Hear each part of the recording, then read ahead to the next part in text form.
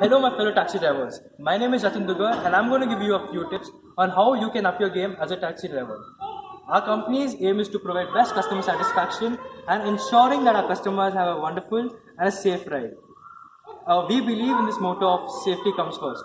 So we expect you to be well equipped with safety kits, fire extinguishers, and making sure that you, as well as the co-passengers, to wear the seatbelts. We expect you to follow the traffic rules sincerely, such as do not break the signals, do not drink and drive, do not overtake from the left, and small things such as check if your tires are properly inflated, and make sure that the car is clean, both from inside as well as outside. Vacuum your car every once in a while from the inside, and wash your cars from the outside daily. We want you to be presentable and be well groomed. And one of the most important part is that your communication skill has to be on point.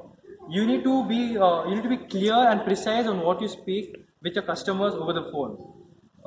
I want you to greet the customers well, make this small little conversation, hi, hello, and then once the ride is over, thank them. And I really hope you follow these tips I've given you, and I wish that you stay safe, stay happy. Thank you.